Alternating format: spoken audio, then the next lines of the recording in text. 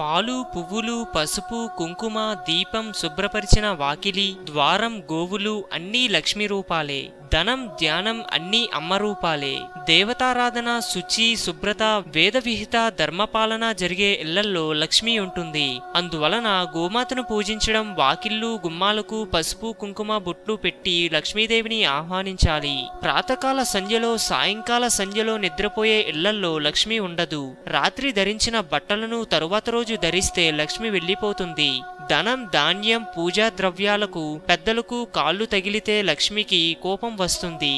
ఎప్పుడూ తగాదాలు పడే వారింట్లో లక్ష్మి ఉండదు. సోమరితనం ప్రయత్నం లేకపోవడం లక్ష్మికి వీడ్కోలు పలుకుతాయి. స్త్రీలను కష్టపెట్టే చోట లక్ష్మి ఉండదు. హిందూయిజం గురించి మరెన్నో గొప్ప గొప్ప విషయాలను తెలుసుకోవడం కోసం మా ఛానల్ని సబ్స్క్రైబ్ చేయండి. ఈ వీడియో మీకు నచ్చినట్లయితే లైక్ చేయండి, షేర్ చేయండి.